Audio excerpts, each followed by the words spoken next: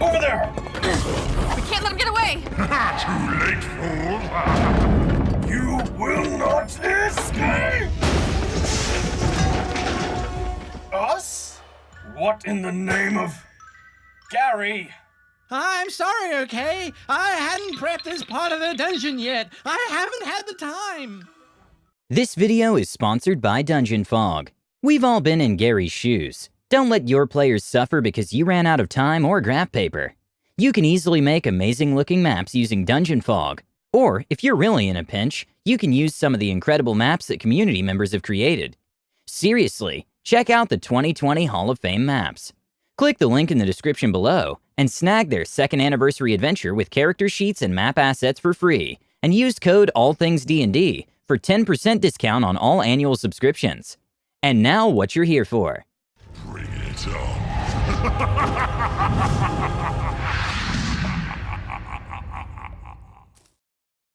What it's like playing with a party mom with major main character syndrome.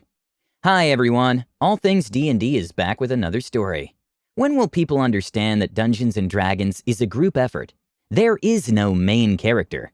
Don't let these kinds of people take the joy out of your hobby. Tell us about the main character that tried to control your group after listening to this. Okay, this is going to be a long one, spanning multiple games, so hang with me now. So there was someone I've been playing 5e with since my freshman year of college. I happened to meet her in my very first game. I'll just call her Nicole and run through that first game's issues really quick. She played a rogue who was fairly basic, since this was most of the party's first game of Dungeons & Dragons. Most of the time, she was alright. We were all still trying to get into a groove. Around halfway through the game, her character started to have a relationship with this noble and ended up forcing us to split the game for the rest of the party, actually playing the game, and her solo adventure of wooing the noble. It honestly wasn't all that bad, at least at the time, though it was a bit of a warning sign for what happened later. So for the next year, we had started a new game as our DM graduated. She brought in a bard. The rest of the party at the beginning was my mastermind rogue, another rogue, a druid, and a paladin.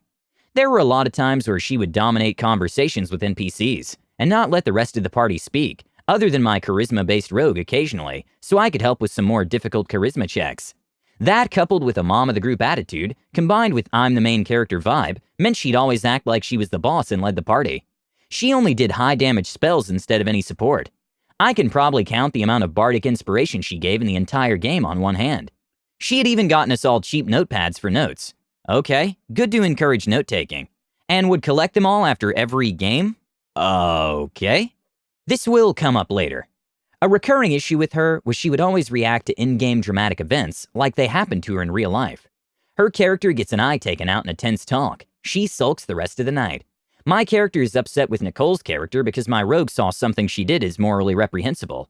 The only thing she said to me post-game in our room was a mopey, "Do you think they're still going to be friends?" We had a wizard that joined the group at this point. In-game, the wizard doesn't simper and agree with everything she wants, but actually tries to include other people in the group. The rest of the session, she puts her jacket over her head and doesn't talk, and when the DM would try to get her involved, she'd just ignore and rudely glance at him. With the new wizard joining, he started trying to enable more role-playing with the rest of the party that hasn't been getting much playtime. And Nicole's reaction to this was to just start interrupting with stuff completely irrelevant to the story, so she would get the DM to pay attention to her instead of the other characters, which got tiring very quickly. I've mentioned how my character was the only other one to get a word in. Well, in one particular instance, we had to use an item to teleport back to the city, and the casting would take a full hour. The item was in Nicole's inventory, as most things given to the party were. Instead of using it herself, or giving it to our first druid friend, who mostly just sits silently at the table and not role-playing, she shoves it to my rogue and reveals extremely important plot information, which wasn't even communicated to me in-game until 2 whole sessions afterwards. I'm still not completely clear on this info because of this. Another big issue that cropped up in this second year of playing is that she started constantly coming to the meeting place late. We lived in the same room and would usually play in one of the common areas on either our floor or another. You'd think this would mean we could basically meet up at a moment's notice, but she and the druid that doesn't play would sit in our room, sometimes for a full hour, just doing nothing, while the rest of us were waiting to start. And of course we couldn't start without them or she'd throw a damn hissy fit.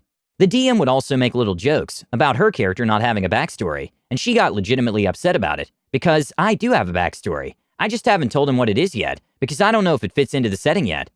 And the DM would always respond, "Just send it to me and we can work it out." to which she would get pissed at him for saying it.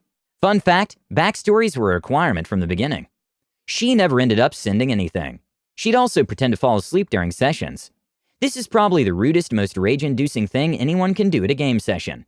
We got closer to the time where we'd end up going into quarantine, and in-game we had a big fight with the BBEG, which included a moment where Nicole's bard attempted to use Fireball in a crowded wooden inn. So of course the wizard used Counterspell on it, and yet again she acted pissy the rest of the fight, when it was honestly a great move from him. The fight didn't end up going our way, and it ended with the party dead, with the exception of Nicole and the other rogue, who ran away. And not like in a tactical retreat kind of way, like a leave you to die kind of way. The rest of us got rezzed by a god, and predictably everyone is really resenting her in character for leaving us to die. She and the rogue players join again with new characters, and soon enough quarantine begins and we have to go home. We have talks about whether we want to continue our ongoing game online, or start a shorter one for the summer. And while many of us are fine with just continuing, Nicole and the friend who barely plays prefer us to switch to the summer game, as they wouldn't be able to play. Well, classes start again online, with on-campus housing and all of us want to start back on our ongoing game. And the DM asks Nicole about her plans, and gets completely ghosted. Our early notepads taken with her when she moved back home, which made recounting what happened in the beginning very difficult. The game's going way better nowadays, and I haven't heard a word from her since, so it's been a blessing. In light of this story, there was one comment by Dr. Dungeon, which is hard to disagree with. What a piss take. That's beyond being a problem player. That's being a terrible person in general. When someone DMs for you, that person is sharing a result of their creativity. They're showing you something that they put time and effort into, and inviting you to enjoy it along with them. Literally pretending to fall asleep during the session is just being a terrible person in general. Exactly. Well said. It sounds like this group needed to step up earlier and kick her out, but I guess the problem solved itself. Please don't wait for the toxic person in your game to leave.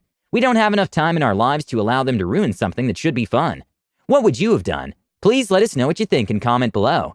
Don't forget to subscribe to our channel, All Things D&D.